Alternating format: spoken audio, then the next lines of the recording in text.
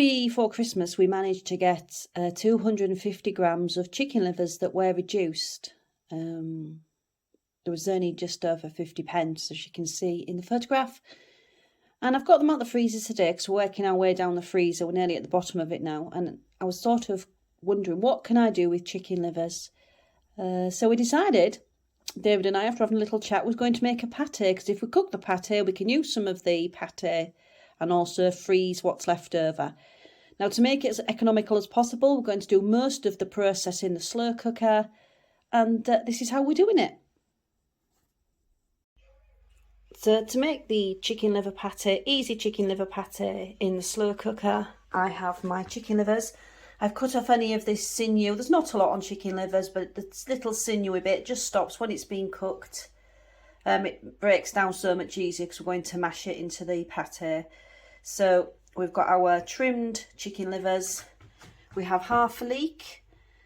Finely sliced up. You can use shallots or onions, but leeks are a really good price at the moment as we're approaching March the 1st and St David's Day, and of course leeks being the symbol, or one of the symbols for Wales.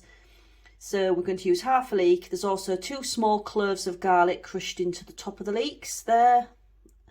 I'm going to use a squirt of extra virgin olive oil spray, and it is just olive oil in the bottle. There's not any sort of alcohol or anything else to make it go a finer spray or anything. It's literally just the olive oil. You just get to use a little bit less, and you can use butter, but I'm going to use a vegetarian sorry, not vegetarian, a dairy-free spread, because I try to avoid dairy. It doesn't suit me. So I'm going to use the lighter version of a margarine. But you can use margarine or you can use butter. It's up to you. And I'm basically just going to get a spoonful, a dessert spoonful, and that's to help flavour and help set chicken livers. So this is how we do it. Right, I'm going to spray just enough olive oil to cover the bottom of the slow cooker. You don't have to use a spray, just stick yourself a couple of teaspoons of olive oil in and roll it round. So you can see on top of the olive oil I've popped the half a chopped leek and the cloves of garlic. They're only small cloves of garlic, so I think you'd probably get away with 1 big clove. And then I'm now going to pop in the dessert spoonful of margarine.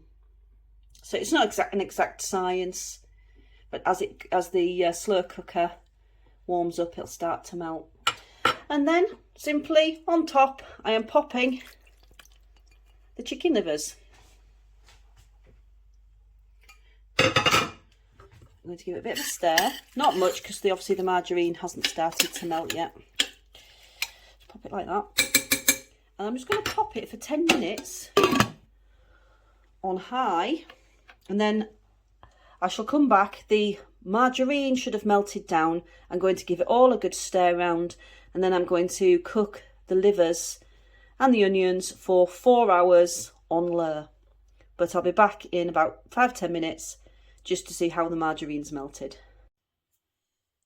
Right, I've come back after 10 minutes and the margarine has melted. So now I just want to give it a really good stir,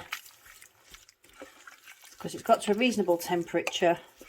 Everything's melted, and I'm going to check on it every hour for the next 3 to 4 hours, and most importantly turn it down low because I don't want it to burn. And we'll be back in an hour to see how it looks. So this is after 2 hours. As you can see, we're kind of getting there. It's breaking down, the leek's cooking down nicely, which is what you want. So I'm going to check on it in an hour's time, and then I'll do I want it cooking for 4 hours because it's chicken liver, and obviously chicken's really important that it's cooked well. So we'll check it again in an hour, and then another hour after that it'll be ready and good to blend down. So after 4 hours, I'm just going to mash it down, so it just mashes down really easily with a potato masher. I'm then going to add another spoonful of margarine. You can use butter, mix it in, and then pop it into a little oven-proof dish. So there's my next spoon of butter. I'm going to mix that in. So it's in an oiled dish, and I'm going to leave it to set for between 4 to 6 hours in the fridge, and then it should be good for slicing and using on crackers and toast and vegetable slices and such like. So here's the chicken pate cooled down. I'm now going to slice it up, and David's going to have a little bit of pate with a couple of crackers for his supper.